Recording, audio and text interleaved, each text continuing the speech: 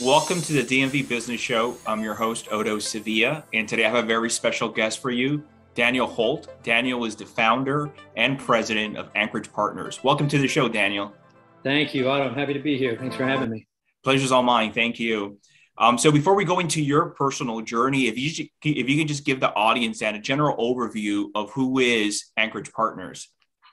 Sure, I'm happy to. Thank you. Anchorage Partners is a DC-based crisis communications company. We take a little bit of a different approach from many other crisis comms outfits. We help people repair reputations, but we also focus on making sure they learn and grow from their experiences, so accidents and mishaps are not replicated in the future. Yeah, and you mostly deal with C-level executives. What type of your client? Who's Sure. your ideal client base typically? Sure. Well, it spans private sector, small to mid-level companies, usually NGOs, nonprofit space. That's an area where problems arise, as in any other area, and then personal, sort of personal clients, family clients, folks whose kids often have made a mistake. Many of these mistakes in all these categories are related to social media mishaps. When it comes to parents of kids who engage me, it's the same sort of thing where they've said or done something that was not good, and the parents want to help them make amends and learn from their mistakes so they don't do it again in the future. So it's pretty involved work, gets pretty intense at times, but it's very gratifying. So when there's a problem, they call Dan. Pretty much, yeah. I'm the fixer on the phone with the folks who are in tears and helping them kind of figure out how to get to the future from where they are. Yeah, Mr. Fix-It. You know what it reminds me? I can't think of the name right now. You've probably seen it. That movie, Dan, with George Clooney. And he has a similar role. He's a fixer, more like political fixer. Something happened. I think it was a car accident. They called him. He goes in the middle of the night. I don't know if you've seen it or not. It came out many years ago, a while ago. I might have. Was Ryan Gosling in that? Was it The Intern or something? Maybe The Intern was different. I know the movie you're talking about. Yeah. I've definitely seen it. It struck close to home to such an extent that I didn't want to watch it again. Oh, really? Okay. Yeah. That's what I'm picturing right now. I remember that movie with Clooney, the main actor, basically had your role, I think. And I think it was a politician, like I said, and there was some kind of incident, a vehicle, and they call him and he comes there and he fixes it. He makes calls and takes care of things. Yeah, but I think serving in that capacity in my own space when I was in politics for a long time, definitely what I do now is quite similar. Just the client base is different, and I don't have 6 bosses, and I hopefully sure more lucrative. Yeah. Usually, yeah. I can't wait to get into that. So, are you originally from the DMV area, Dan, or where were you born? Where are you from? So I'm from northern New Jersey originally. Jersey proud. I stick up for us, but I'm not going back. Came down to DC years ago, got started in politics, went to North Carolina for grad school, stayed down there for about 10 years, wonderful chapter of life, and then came back in 2008 and have been here since. Most of my adult life's been spent in DC. It's a great city. Okay. I know you say you're not going back to Jersey, but how was it growing up in New Jersey? I loved it. Jersey gets a bad rap. I lived in a nice small town, very a lot of nice little neighborhoods, very family oriented. It was great. I really do miss it. I miss the food. I miss the vibe. Certainly miss New York. It's right nearby. Yeah. There's nothing like it. So I miss it, but it was a great experience. I loved it. But my work's in DC. My work always has been in DC. My wife's work is in DC, so we're here, and this is a great town, so we're happy to be here. It is. Do you remember growing up in Jersey? Like, what were you into? What did you like? I was very interested in music at the time, and a lot of the music I was into was focused on social issues. And I think a lot of that sort of instilled in me. I think I became a critical thinker when it came to social issues at an earlier age than most of my peers as a result of the music I was listening to. Honestly, it was a lot of punk music, much of which came from DC. always lament the fact that I got here after that had mostly wrapped up, and I have buddies here who were part of that scene back in the day, and I'm just green with envy. But yeah, so I'll say I was never the best student. I just didn't really. I found myself bored, and I think this is the story a lot of entrepreneurs have. That sort of regurgitation, which is ultimately designed to train us for middle management, just didn't vibe with me. So I'm a sort of little scatterbrained, creative, into my own thing, skipping the homework and reading War and Peace instead with my time, just random. But started to really develop an interest in environmental issues and social justice issues, things like that. That's what got me into politics, I think. And that just came naturally, or maybe were you exposed to someone or something that, I guess you were interested in those topics growing up? I think my parents were, I was raised in the church, very much a church kid. So was always thinking about looking out for the poor and helping the privileged, and the idea of stewardship of the environment and gifts we've been given and generosity and things like that. I really took a lot of that stuff to heart. So I think that planted some seeds within me that sort of grew later on. And turned me into very much sort of a mission and an impact-driven person, which drove my interest in politics and is how I got interested in what I'm doing now. So going into college, did you already have an idea down as far as what you wanted to do with your career and your major? No, I hadn't. Okay. I mean, I don't think I had any bit of a hint of what I was going to get interested in. When I was in college, I was an English and political science major. I thought I wanted to be an English professor. And then I think I watched Grapes of Wrath and some of those other really pivotal movies, and they just got me kind of inspired to try to get out and get involved in larger things than myself and have an impact. And then I was, very passionately engaged. Still am, but in a smaller space. So. Sure. And then you said you went to grad school in North Carolina. I did. So I was here. I came here out of school. I didn't know a soul in town. Happened to, I was trying so hard, working my network, doing everything I could to try to get involved in politics. And it was tough. And I didn't know anybody. My parents weren't donors. My dad was a shop owner. My mom was a nurse. Happened to meet somebody at church 2 weeks later. I started in the Clinton White House, which was like my dream. Wow. It was crazy. It was one of those butterfly effect moments. Like if I didn't meet her at that moment, how much different would my life be?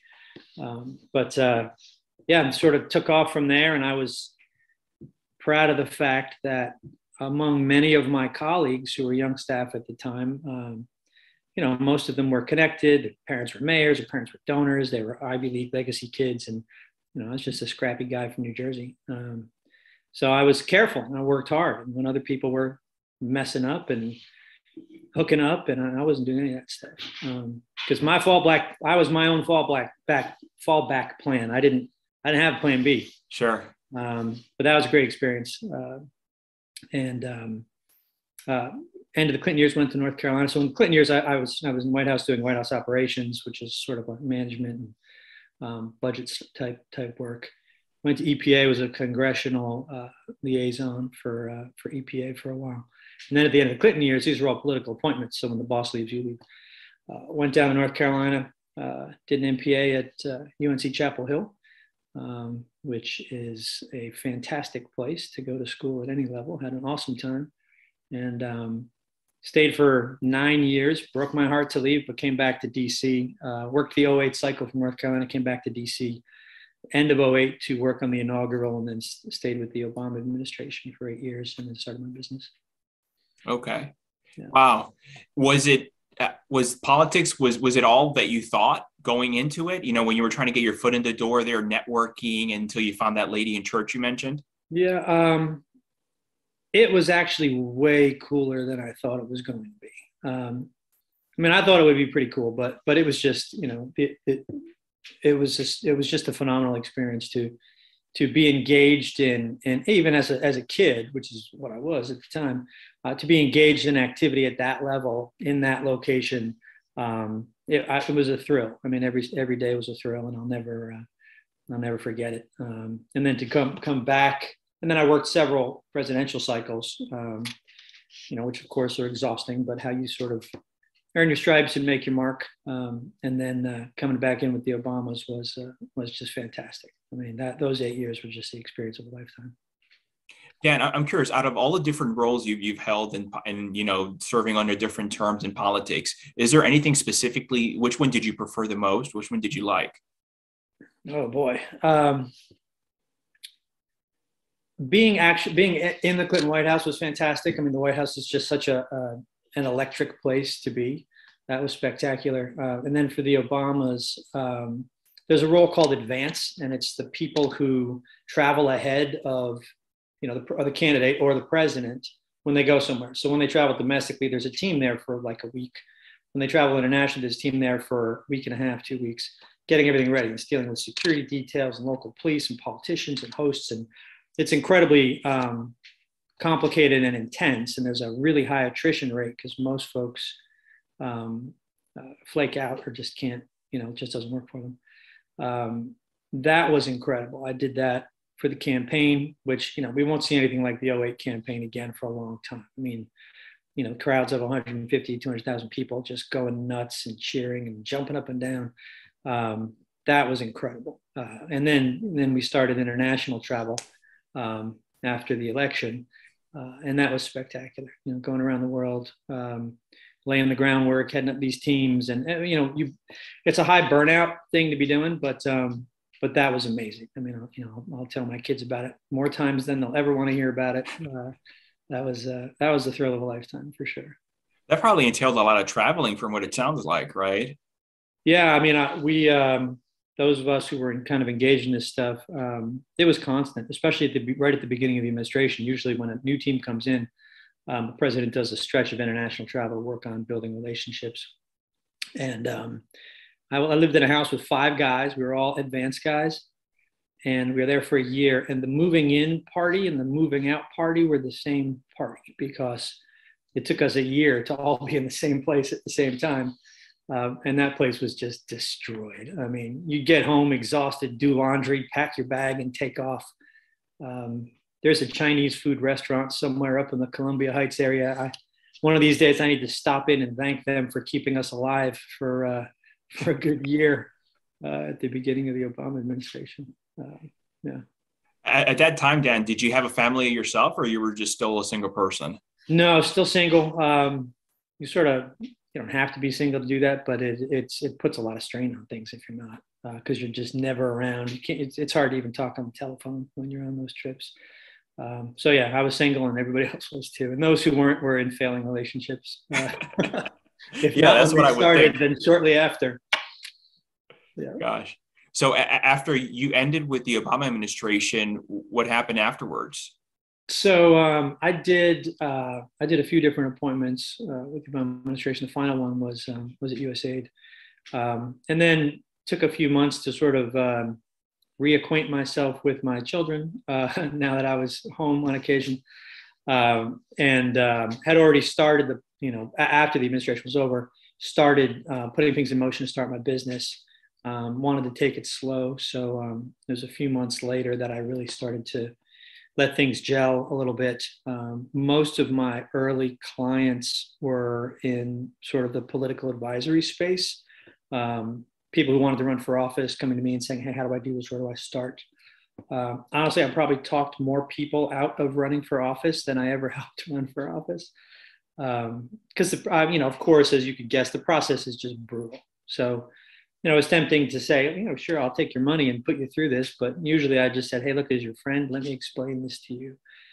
We talk through it and they'd say, oh, that sounds terrible. And I'd say, yeah, and then you might win. And that's when it gets really rough.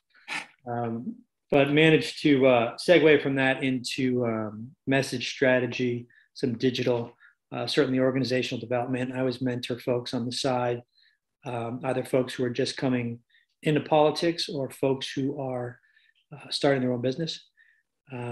But really my goal was to try to segue to crisis as much as I could. And as time has gone by, I've managed to, when things from the old work flows come in, I sub that stuff out and then I do the crisis stuff almost entirely myself because it's just so high touch that it needs to be handled very delicately. So that's the majority of my focus now. Okay, I understand. Before coming to, I guess, to conclusion with the Obama administration, you were already thinking of the business, or how did that come about, or was that always in the plans for you? I knew I didn't want to try to keep doing the political thing. It's it's exhausting. It's high churn, and once you've done it a couple times and gotten to a certain level, and you need to know when it's time to move on. Some people do, and they go and capitalize on the skills and talent and connections that they've earned and go start their own thing or go to a company. Others just keep going and going. But I probably stayed in longer than I wanted to, longer than I intended to, rather.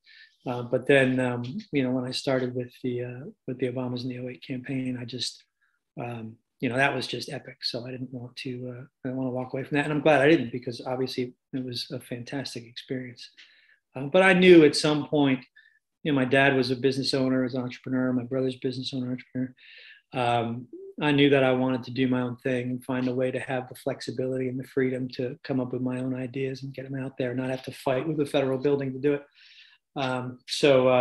Was able to figure out what would transfer and shift all that negotiation and navigating personalities and competing interests in the federal space and shift it to what I'm doing now. That's great. Dan, you mentioned earlier how right now your focus is on crisis management. It sounds like that's what you prefer, because when something old comes up, you sub that out.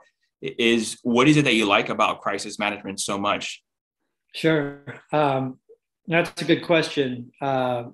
It's pretty intense. My own approach to it, I've made sure is consistent with my idea of having an impact, which exceeds, the immediate issue that you're dealing with. Often these issues that arise on social media, especially in the era of cancel culture, are people who have said things they shouldn't say. It's either often it's older folks. It's older folks. No offense to anyone, who are from a different era, right? And they just don't know how to not run afoul of the new paradigm that we're in, which in some ways, this paradigm is progress. In some ways, we have learned a lot about how to understand each other and how to respect each other and how to speak respectfully, and the importance of language and how damaging certain language can be. Other folks, some folks are just not the best individuals. So I have kind of a careful screen when people approach me. And if I think they're a good person that made a mistake, we have a conversation. If they seem to me, if I see pattern behavior of just, nastiness, or racism or whatever, then I'm not, that's not my space. It's very gratifying though, when I deal, especially with a kid who's used a word that they hear in rap music that they don't know the history of. And then they're just obliterated, within days or even hours. And then we have a conversation about, look, here's why this matters. Here's why this hurts, what you said. And here's how we start to rebuild. So you can kind of apologize, make amends. It takes work. You got to be willing to do it. And over time, we'll get you there. When they come back, months later and tell me that things are great, that's very gratifying to me. That's good. The children you work with, are these mostly children of influential people, or? Occasionally, but no, not really. Okay.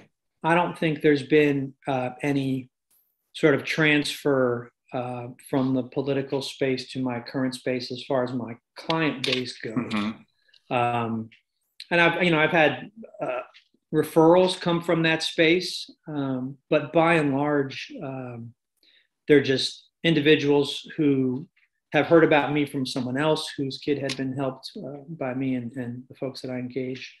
I find that there's not a lot of folks who really focus on this. I'm not sure if it's because it's massively time consuming or I just don't know. Maybe they just haven't decided to do that. But I'm not in the business of, I don't like put lipstick on a pig. I don't make a bad person look like a good person. And everybody knows that. So parents who have a problem will reach out to someone else and say, hey, your kid went through this. And we'll say, oh, give Anchorage a call. Maybe they can help. And then I kind of work through it with them. But usually it's word of mouth from previous clients. That's the bulk of my business. But are these ordinary children? Children, I have 3 children of my own, and sometimes they're children. They say things, they act certain ways that they shouldn't, whether in public or in private. But I'm thinking, parent chats with them, fixes it, or if there's another child or another person, then you work through it. Unless you're a child or you're maybe in the public eye, I don't know, maybe you're into an entertainer or something else. Then I think then it's a little different. So are the children in this case, are they mostly in the public eye or just ordinary children? No, they're regular kids. Okay.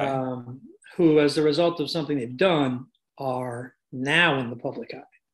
Oh, okay. So, they're faced with this difficult paradigm where your validation, especially as a teenager, all the insecurities and all the melodrama of high school and everything, all the things that we experienced when we were in high school, which was stressful enough, there's now this overlay of this entire parallel world of social media. And it is just fraught with peril for these kids. And what happens is when someone does something offensive, the people who were their friends, they step away from them because they don't want to be canceled by association. And then the people who are attacking them, even if they know them, they start parroting the nastiness that they hear from strangers. So it's just a race to the bottom. So you've got kids who one day are going about their lives as a regular teenager, and then everyone loves to get attention on social media. So the camera's always on. So they'll do something, say something, whatever. And then that's the one thing, that's the one moment where they went a little too far and said something that was bad or did something that was stupid. And then all of a sudden it's everywhere. And they're getting kicked off of their teams. They're getting kicked out of clubs. They're getting suspended from school. They're having admissions letters rescinded. It becomes very high stakes very quickly. And they really, they feel like their lives are over. So the first conversation is always, your life is not over. This is fixable. At some point, you're going to look back.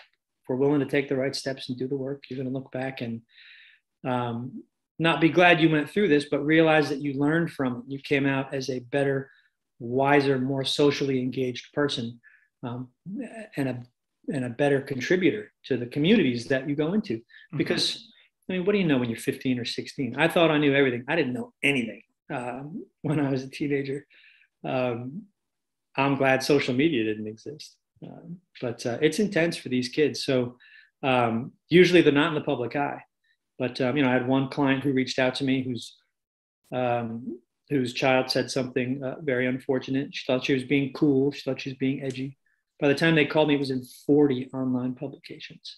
Wow. And it was all over the country. She was getting death threats. So it gets very serious very quickly. And yeah, it's pretty intense. But that kid is now wiser for the experience. Friendships have been repaired. New friendships have been built, many of which are in the community that she had offended because, we started these conversations. I knew she's not a nasty kid. She didn't have a bad heart. And she's a child. She's 16 years old, right? The law treats them as minors, but social media does not. And that doesn't make sense. I think as adults, we need to pay very close attention to that and to the environment that they're in, and to cultivating within our own kids so they don't become bullies, so they don't pile on, the idea of forgiveness and making mistakes. Because, when you and I were teenagers, if you screwed up, you had those very uncomfortable conversations with the principal or your parents or maybe a cop, and it was awful. And you probably still remember those moments, not you with a cop, but I had one. And they're unnerving. You remember them decades later. Well, add to that the idea of potentially being refused college admission, losing all your friends, and being publicly ridiculed in front of everyone that you know. It's not good. It's not good for these kids. I don't know. I don't think there's not a switch we can flip to fix it. But I think building awareness of the fact that this is the environment that they're in will help us mitigate, the stress and the mental health impacts on the kids, which I think are significant. Yeah, I agree. I can't even imagine with a child and not being in the public eye, and especially nowadays with today's cancel culture. I could only think of Dave Chappelle, who's local here from DC, comedian, and even just a little while ago, Joe Rogan. I mean, he's not from DC, but it's important how you handle things like this. Yeah, I agree, and I would say that the trick is, not to run afoul of not to offend anyone. Joe Rogan's situation, I mean, I listened to that clip and everything. It's hard when you are saying something horribly offensive as an adult over and over and over again to be like, yeah, I didn't really mean that. That's hard. So, if he was not who he is and I got that call, I'd probably say, I'm probably not your guy. But when you're a kid and you're singing a rap song and you put it up on Facebook, it's a little different, right? And you should be allowed to fix it and learn from it. It's a tricky paradigm. It's a bit of a catch-22 for some of these kids, but yeah, I'll do my best to keep my kids off social media for as long as possible. They're still young enough. And then what I always tell folks is when people call me and say, I know my son's going to mess up at some point, it's just a matter of when, give me your number. And I say, just tell them be boring, right? The camera's always on. When someone's got their camera up, when you're at a party, put the beer down, don't throw a chair, just sit, people it's always jumping the shark, right? So your posts and everything else get bigger and bigger. But that's really not what you want your kid doing. Dan, have you worked with any public figures? We were just talking about Joe Rogan. And I know you didn't get the call you said, but, any people at that level that, and you don't have to obviously share their names, sure. But I don't know if you have, or is it mostly just not public figure people? I've worked with much of that engagement was when I was still in politics. But I have, since starting Anchorage Partners, I've certainly several elected officials who made a mistake or who, something came up that was from 20 years ago. And especially if I know them personally, I know that that's not the person that they are anymore, things like that. Sort of help them reframe, help them apologize, help them figure out how to make amends. And in those cases, when it's a good person who something from decades ago has been dug up, in most cases, like, I know that they're actually good people. And that they're doing good work, and hopefully that work will be able to continue despite, this thing coming to light. But it's, it depends on the issue again, right? If someone has recently, when you start getting into matters of domestic violence or really, really harmful, offensive things said about other communities, as a grown-up who should know better. Or issues of, harassment, things like that, any kind of harassment, that's a little bit different. And I think it's why I've turned more clients away in those spaces than others. And I think it's one of the reasons I prefer to engage with mid, small size companies. An employee made a mistake and they'll call and say, hey, we just want your help. Look, we're going to fire this guy. We got to show people we're taking this seriously. And my response is always, that's not the way to show people you're taking it seriously. That's the way to get the social media mob off your case, right? Their attention is going to move on to something else in 2 days anyway. So don't let them drive your future. What you need to do is address the cultural issues that you have internally. And I've spoken with 3 of your staff, and everybody says that this is not a one-off thing. And then we start talking about what measures they can take, what steps they can put in place. Do we need, is it DEI intervention? Do we need just forums where management can listen to the staff and hear these concerns and go through a way of addressing them? It usually just comes down to communication. Usually it's just bad communication throughout the organization results in bad culture. And then things that are, if companies are making public statements about their dedication to diversity or to environmental stewardship or whatever the case may be, or social impact, but their numbers show something entirely different. So I've had that as well, where we dig into it a little bit, and the employees themselves will say, look, they say this, but they don't do it. And now they've been called out publicly and they're upset. So I help them make sure they're taking it seriously and knowing you don't just put a Band-Aid on it and hope it goes away. If you're not sincere, if you don't want to own it and fix it, it's just going to get you again in the future. Yeah. So you mentioned, Dan, what you do is it's obviously very sensitive when they bring you in, very sensitive matters, very high touch. Are you the ones mostly dealing with the clients, or do you have any other people there on your team that may help, or is it just you that's there leading everything? Sure. I have folks that usually what I try to do is maximize my time with the clients and maximize my time. I don't tend to do an hourly model, but on the occasions when I do, maximize my time in the billable hours space. What that means is trying to shop out as much of the admin stuff as I can, if it's social media stuff, whatever. As much as I can, I try to push that stuff off so I can really focus exclusively on the client stuff. So I have, the initial calls, the initial intake call, and that holds the screen that I do at the front end. That's all me.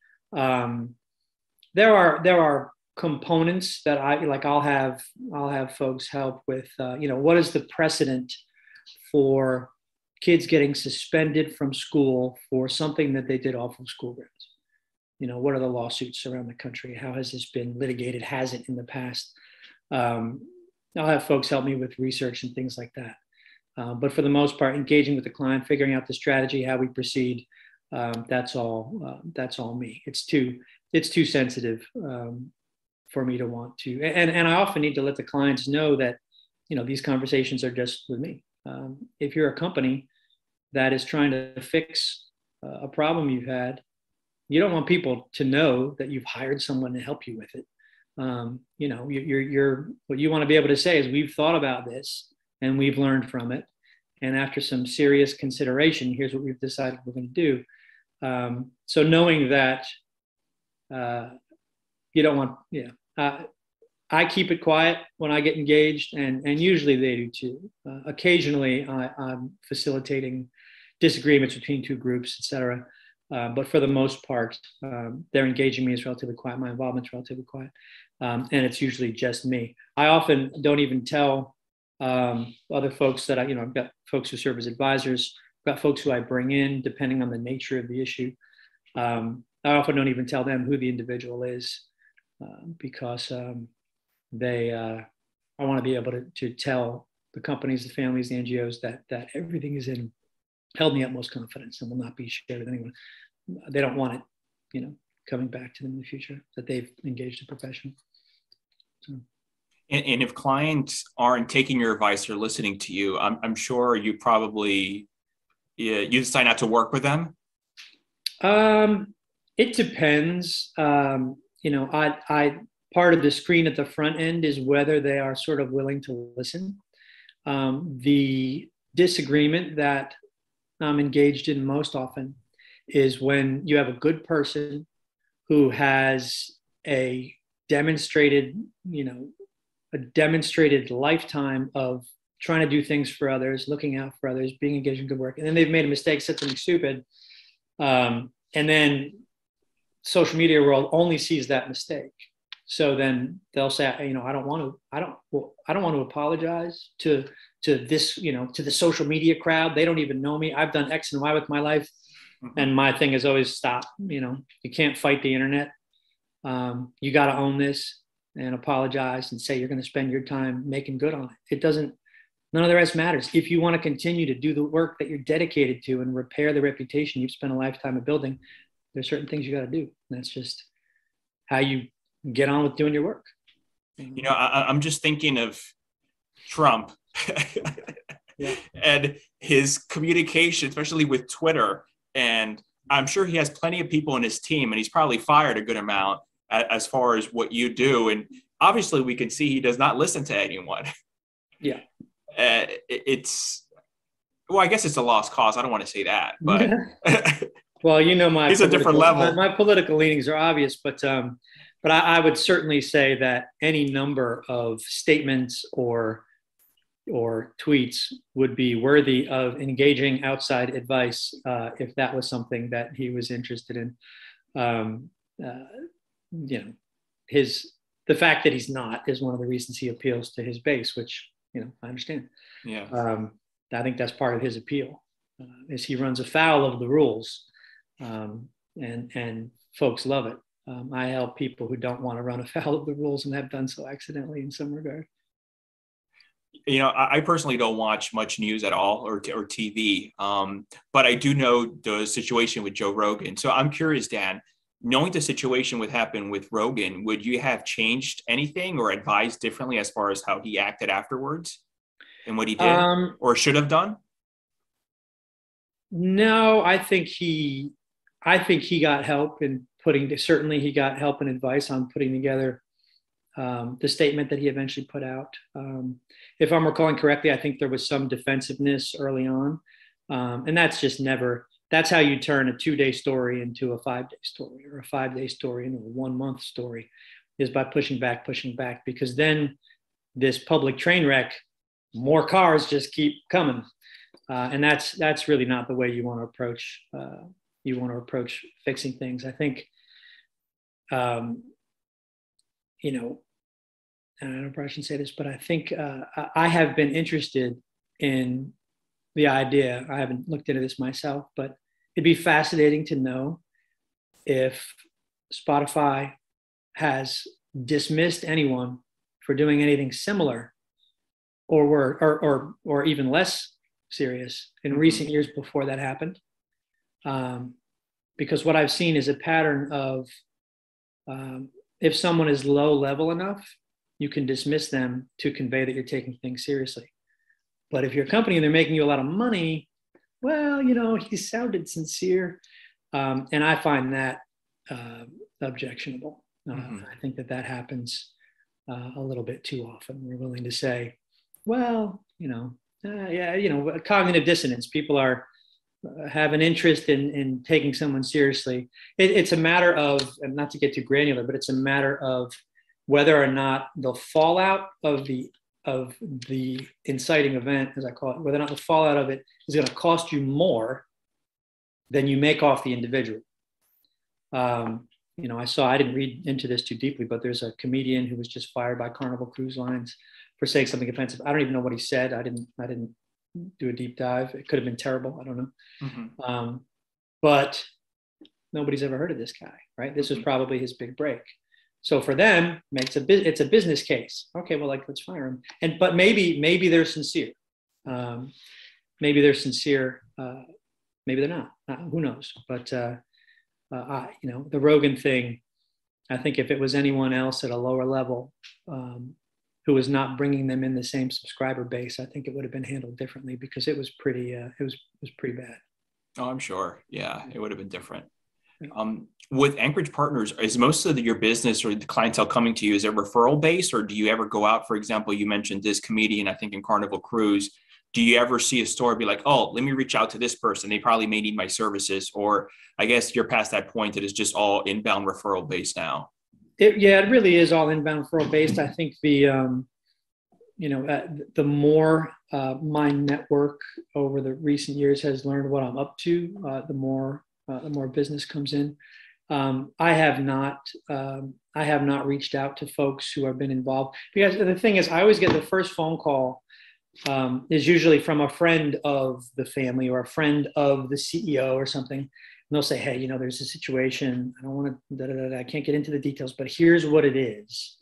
What do you think? And I'll ask a bunch of questions. And the second phone call is usually the parent or the NGO president or the CEO or whatever the case is, beside themselves and very upset. And so that first phone call, you know, hey, I've got this friend, that always comes from somebody I know, because they know me, they know my approach, and they can tell me they can serve as a validator for me about this person and say, look, they're a good person. And I know that, but they have a habit of doing X, or they speak to, you know, in a crass way about Y, or whatever.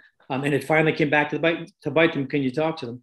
And that validator, that sort of referral validator, is a big that's big for me because I know that that I'm dealing with someone who I respect, believes is a good person and is, redeemable. So I think it would be harder to do that if I was just going out and looking for people who have said terrible things and hoping that they're not actually terrible people. That would be more difficult, I think. That is true. Yeah.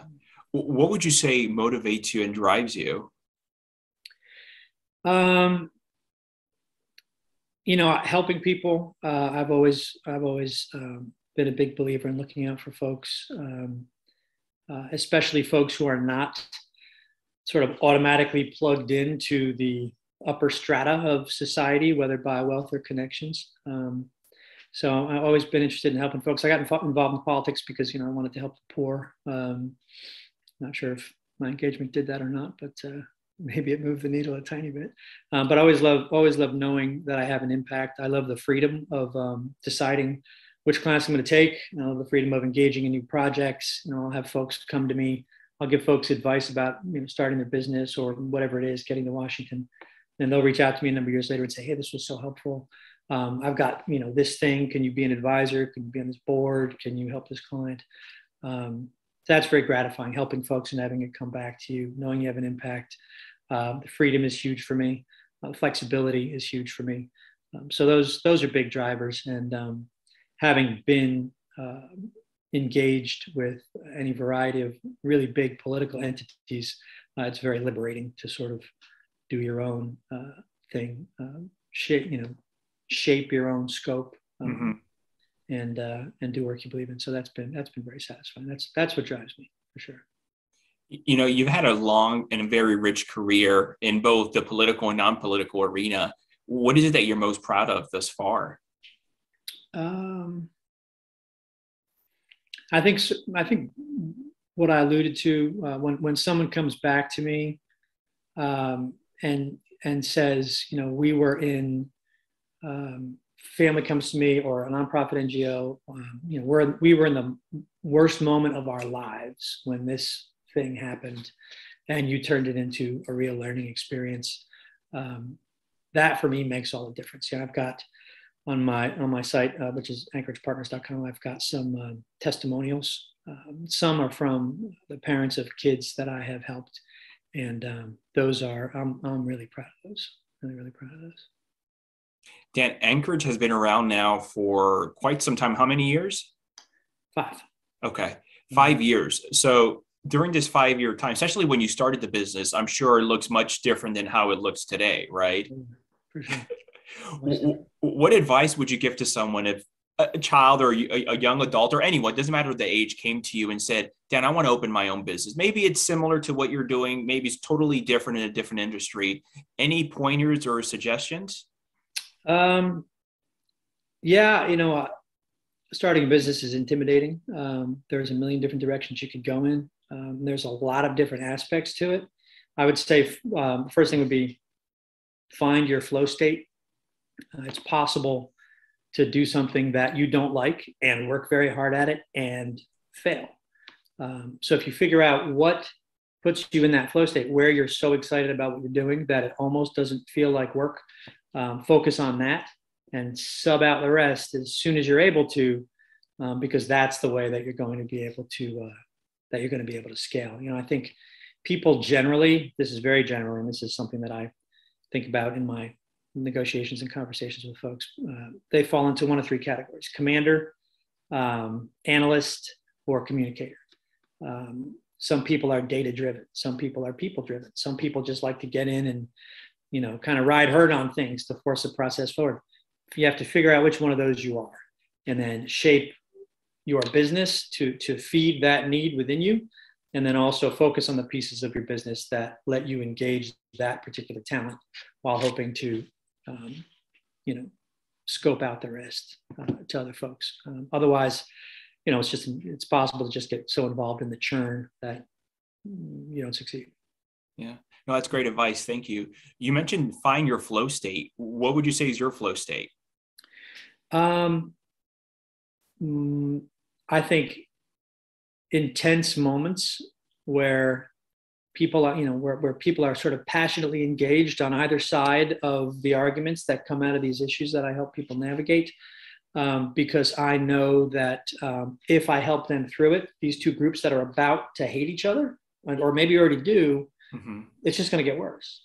While if we can find a way to get them to engage with each other, which is the key to a lot of problems in these situations and nationally, frankly, they'll be better off for it. So for me, that's kind of that's my flow state. And I think it's also a matter of, for new business owners, finding your niche, right? So, if you're in real estate, if you're in consulting, if you're in consumer product development, whatever the case is, you can't compete with the big dogs who have a full social media team spending millions of dollars on advertising every year. So you really have to find your specific space, the problem that you yourself, based on your life experience, are equipped to solve, and then find the people who need that problem fixed, and then be flexible as to how you adjust based on what you're hearing, what you're learning, and really focus on the funnel, right? Get your admin hours as low as you can, get your billable hours as high as you can.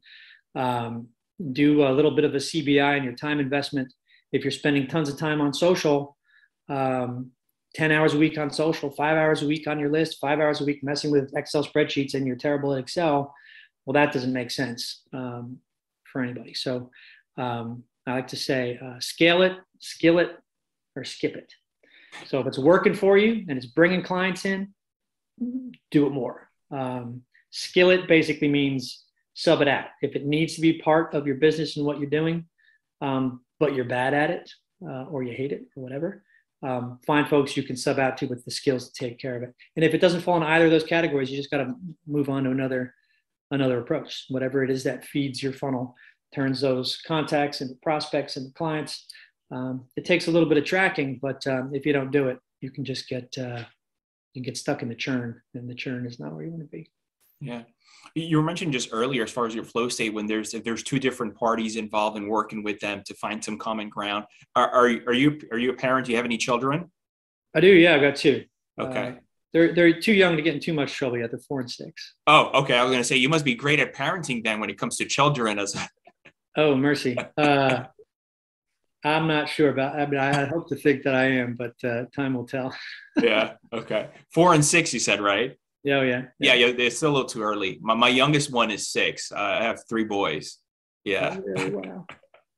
3 boys. That's a lot of trips to the ER someday. That's amazing. Oh gosh. I've got a buddy who he's got 3 boys. They're all involved in sports, and the triage nurse at their hospital in Virginia knows them by name. Yeah. Knock on wood. I'm not like that. Yeah. They're always hurting themselves. Dan, are there any specific habits or traits you feel that you have that helped you in your career or just on your personal life? Yeah, I think that's a good question. I think maintaining my network. I enjoy being engaged with a lot of people. I'm interested in a lot of different things, and finding a connection point. You have to sort of meet people where they are, instead of trying to bring them to where you are. I learned that lesson early on. Years ago, Jesse Helms was in the Florida United States Senate, and there was discussion about an AIDS bill. And he said, if all gay activity was to stop in America right now, there would not be any more documented cases of AIDS in our country, which was shockingly like ill-informed, right? Just had nothing to do with science or anything else. And when Bono approached him about being involved in, I don't remember what the law was, he talked to him about his faith, because they're both faith people. And that was such a valuable lesson for me to see, decades ago. You meet people where they are, you speak their language. And that has made a big, big, big difference to me. I really internalized that, just as far as your ability to connect with folks, your ability to help folks, your ability to give people what they need. And then, they'll respond in kind. People have a better opinion of you when you ask them more about themselves instead of just telling them about yourself. And that's been a key philosophy for me. And I think that ability to connect has really driven pretty much everything that I've done, every success that I've had, every Some of the work I've done in the past has been very frictive. We get in these situations where I'd be leading a team somewhere. My team wants X, Secret Service wants B, two totally different things. We want the boss to be right in the crowd. They want him to be in the basement. And then you've got to negotiate every single detail of what you're about to do. That was a learning experience as well. I walked away every time saying, hey, this was complicated. We worked through it. I respect you. And I think that's one of the most pivotal things to be able to do. And I think now, at the national level, everyone is denying each other's humanity. Everyone hates each other, the cancel thing, all this stuff. That's not doing anybody any good. We're not learning. We're not growing. We're just digging into our camps, and we all need to resist the habit of doing that. So those are lessons that I've learned that have really helped me. You mentioned your network and, maintaining your network. Obviously, that just takes time and effort and energy. How do you go about doing that and maintaining the network and even probably growing it as well? Yeah. I think it depends, right? In general, it's relatively straightforward. Keeping in touch with your friends and your former roommates and your former colleagues and things like that. If you're doing it because A, you enjoy it, and B, you also want to drive it towards a certain goal, you have to be a little bit more strategic about it, right? It's not just text messages to folks here and there. You need to make sure that they know what you're doing and that they are aware of what the value is that you add to the people that you engage with on a professional level. And then they will engage you when it's their turn, right? So like in real estate, you want people to know where you are, what you offer, the successes that you've had, and it may take time for them to have that need. But it's similar, it's similar I think it's similar in any field. Yeah, no, that's true. But being top of mind, I mean, just for me with commercial real estate, I mean, they may need my service just maybe once every 5 years, but hopefully when they do, I'm the first thing they think of, right? Right, for sure. For sure. So how do you go about doing that and just being out there? Well, and then you also, you figure out where the crowd is, don't miss opportunities. I always say to young folks who I mentor, you never know what's going to happen if you're in the mix, right? Like I gave you the example of the woman that I met at church. Mm-hmm. You know what's going to happen if you're not in the mix? Nothing. Absolutely nothing. So, if you're trying to get into a think tank, if you're trying to get into politics, if you're trying to break into real estate, you're going to the conferences and you're going to the discussion sessions and you're going to, the builder conferences where they're talking about new technologies that they will have you in mind when the time comes. But you need to go where the discussion is that you're trying to be engaged in. I think that's important. No, that's true. I even just do that nowadays with my young children. Maybe they don't want to go to a place or this or that, or like, no, it's going to be boring, Dad, or whatever. Like, just try it. You never know. A lot of the times they end up happy and they want to go back there again and they meet a friend or they bump into a friend here and there. For sure. Yeah, you just never know where things take you. For sure. And I think it's important for them. I instill this in my kids at a young age. I always say to them, the more people you know, the more friends you have, the more things you will learn, the more places you will go, the more rich your life will be. And I think that's critically important. Being smart is not enough. You got to be smart. You got to be kind. You got to keep in touch with folks. You have to add value to their lives, personally or professionally. And that's the way to really grow your influence and know that you have an impact. Yeah, that's true. Yeah. What would you say is your biggest challenge with your role at Anchorage Partners today? Let's see. It's difficult to turn away. It's awkward, maybe difficult when I have to turn away clients who I don't think are a good fit. That's a little difficult because they're like, but I want your help. And I'll just say, look, I'm not, it's just not my space, without trying. Sure. That's kind of difficult. And it's heartbreaking to hear from people who have made mistakes, who are just being eviscerated, especially when they're kids, because I just feel like this paradigm they're in is so unfair. So I've had a lot of clients, kids who are just so discouraged. I mean, I've had several on suicide watch when their parents have called me. Wow. Stuff gets serious very quickly. The first question I was asked them is, have you engaged a mental health professional? I'm not a mental health professional. I'm an optics guy. I will help you, we'll do the reputational repair. We'll help you build for the future. I'll help you learn from it. But that's always my first question because these issues can get pretty serious. Gosh. What do you know now, Dan, that you wish you would have known at the start of your career? Um, I think, I've been through different career chapters, and I've found myself in a place that I find very satisfying. I think it took a while to kind of get here. But I had to go through those other things because that's what I've learned from, right? But I did learn that, being smart and making money are two different things. When I was a kid, I thought they were the same thing. I know a lot of brilliant, really broke people. I know a lot of really loaded people who are not that bright. They just happen to be like, the modern day robber baron in whatever their field is, mm-hmm. and their skill set just happened to be there when the train showed up. So that's something that I learned. The money doesn't just come. People will only pay you what you're worth if you ask for it. That'd be the first thing. And then the other would be, it's tempting as a founder to just dive in and work constantly. I disagree with that mindset. I think if you do not give time for yourself and to do things that you enjoy, you're going to be less productive, less focused. You're going to be grumpy with your team. You're going to be grumpy with your family. Everyone is going to feel the effects of it. And you are much more likely to become a statistic in this founder failure crisis, which is out of control. So what I tell folks is focus on accountability to yourself, but also approach your family, your friends, your co-founders and say, look, here's what I need. I need to be able to do X. If you see me here at 2 a.m., it's bad. I'm telling you it's bad. And if I fail, we all fail. Mm-hmm. So hold me accountable. So I think that's an important step to take for founders. Do you do anything, like, for example, for me, my wife tells me, she's like, when you don't work out, you're a totally different person. She can see the energy, how I am with her, with the kids, my mood. When I work out, I guess the energy goes out and I feel better myself. But do you have something yourself that you use to sort of not distract yourself, but just an outlet, that you like to do in your free time or just something to relax? I do. Yeah. And one of the things that I've done over time is focused on what are the things that increase dopamine levels. And from what I've dug into and what I know works for me, it's exercise, it's music, particularly music that's upbeat, that kind of inspires you a little bit. And it's a creative outlet. I bought a ukulele 5 years ago. It's probably the best $50 I've ever spent in my life. I spent so much time messing with that thing.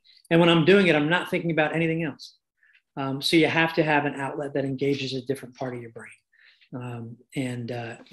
Another thing would be that these little devices are very helpful in some ways, but they can actually really kill you if you let them. So it's important to know when to put your phone down, turn it off, put it in another room.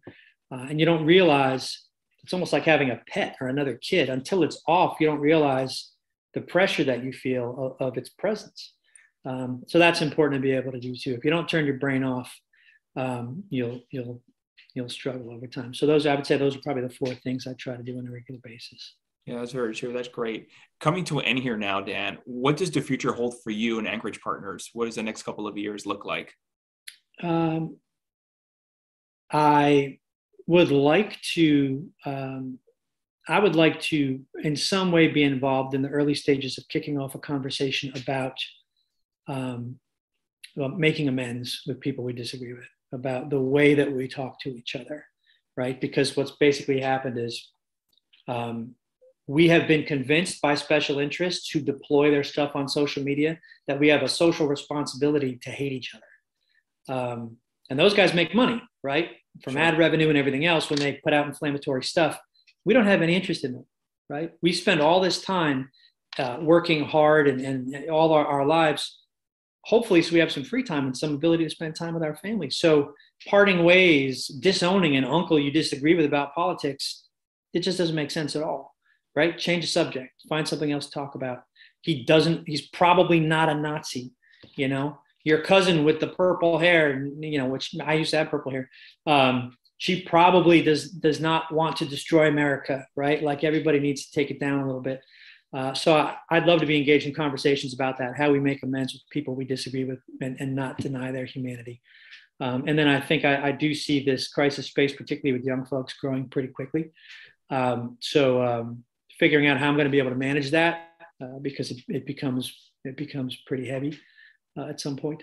So those are the two things I want to focus on. I write on the side. I'm working on a novel I've been working on forever, so I want to get that out the door with all my free time. But that's the goal for Anchorage. Grow the client base, help folks, and help shape this national discussion a little bit, so we can have more impact on fixing this complicated paradigm we're in. I love that. Can you share a little bit about the novel? Like, what's it about, or just a general plot? Or... Oh, sure. It's about a boarding school student who gets called back in time by a secret order of Shaker elders. Shakers were kind of like Quakers back in the day, to stop an abusive elder and to stop a young man from committing suicide. So it's sort of a ghost story it's historical fiction with a little bit of a ghost and a time travel element to it. Very close to being done. I've been working on it forever, but the other thing I would tell people just getting started is, if you have an idea, do it before you have children. That book that's been, rolling around in your head, just start. Once you have kids, everything changes. Yeah, that's true. Dan, if people want to learn more about you, get more information, where can they go to and find you? Sure. AnchoragePartners.com is my website. I've got information in there how to contact me if folks need advice about something. I give folks advice all the time. I mentor young folks about how to get through this, and I also do advisory services for organizations as to how they can prevent getting in a problematic situation. So all my info is on the website, AnchoragePartners.com. Folks can get on there and reach out to me, and I'm pretty quick responding. I'm happy to speak with them. That's great. Dan, thank you so much for coming on today. It was really a pleasure. Thank you, Otto. Pleasure's been mine. I enjoyed the conversation. Thank you. Take care. Thanks so much.